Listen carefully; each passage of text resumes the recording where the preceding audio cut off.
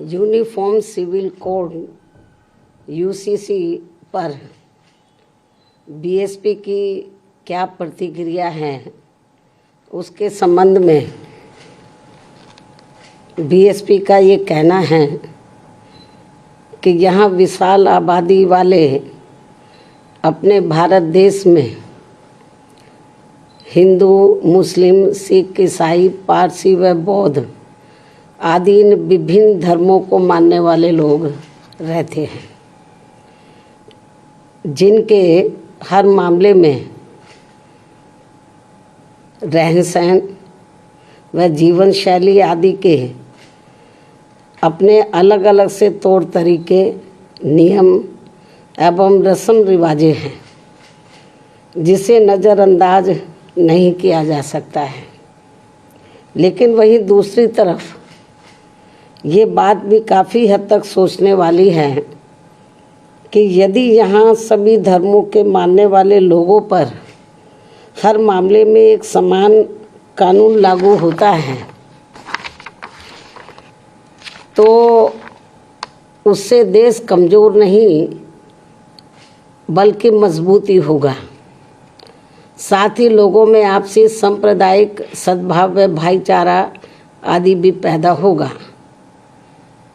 ये बात भी कई हद तक सही है, जिसे खास ध्यान में रखकर ही भारतीय संविधान की धारा 44 में समान सिविल संहिता यानी कि यूनिफॉर्म सिविल कोड यूसीसी को बनाने पर प्रयास वर्णित है, उसका जिक्र किया गया है। लेकिन इसे जबरन थोपने का प्रावधान बाबा साहब डॉक्टर भीमराव अंबेडकर के संविधान में निहित नहीं है और इसके लिए जागरूकता व आम सहमति को श्रेष्ठ माना गया है,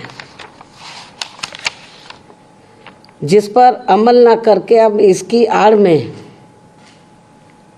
संकीर्ण स्वार्थ की राजनीति करना देश हित में सही नहीं है, जो इस समय की जा रही है।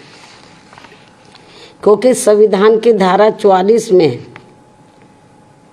तो समान सिविल संहिता बनाने का प्रयास तो वर्णित है, लेकिन इसे थोपने का नहीं।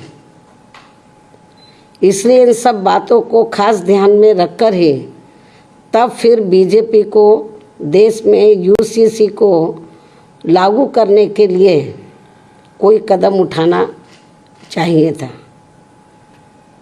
इसके साथ ही यहाँ मैं ये भी कहना चाहूँगी कि हमारी पार्टी समान सिविल संहिता यानी कि यूसीसी को लागू करने के विरुद्ध नहीं है, बल्कि भाजपा व इनकी सरकार के इसको देश में लागू करने के तौर तरीकों से सहमत नहीं है।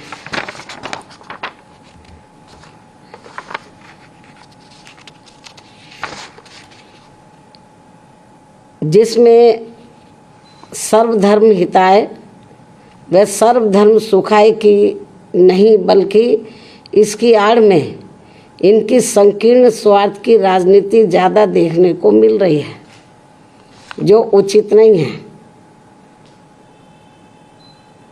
जबकि इससे ऊपर उठकर तब सरकार को इसे लागू करना चाहिए तथा ना ही इसमें कोई धार्मिक पक्षपात होना चाहिए। और यदि भाजपा सरकार ऐसा कुछ करती है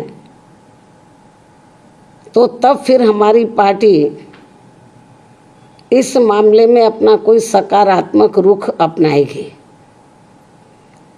वरना हमारी पार्टी इसका विरोध करेगी। जबकि देश व जनहित में सही तो ये होगा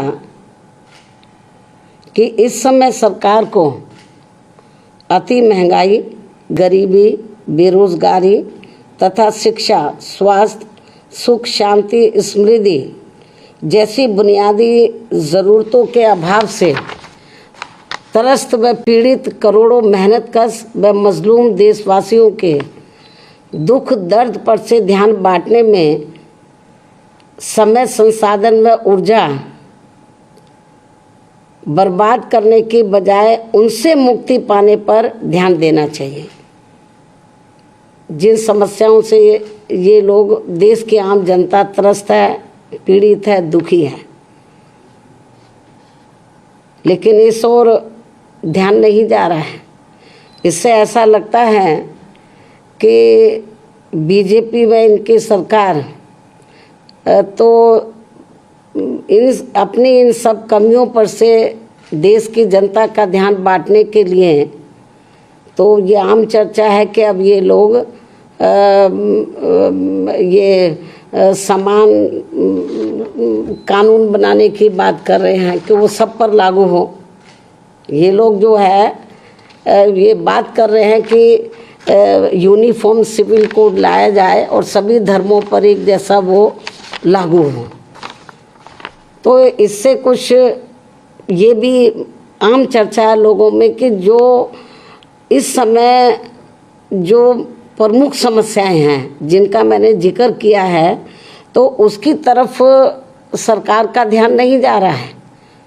इससे लोगों में ये आम चर्चा है कि अपनी इन कमियों पर जनता का ध्यान डाइवर्ट करने के लिए, बांटने के लिए ये लोग यूनिफॉर्म सिविल कोड की बात कर रहे हैं कि इसको लाया जाएगा।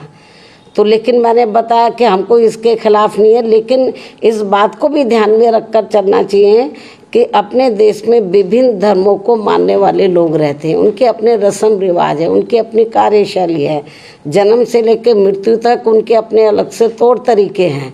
तो जब ये कानून बनाए, इन सब चीज़ों को भी इनको ध्यान में रखकर चलना चाहिए। तो ये भी मेरा इनको ये कहना है, बीजेपी को, इनकी केंद्र की सरकार को। इस खास सलाह के साथ ही अब मैं अपनी बात यहीं समाप्त करती हूँ। धन्यवाद। जय भीम व जय भारत।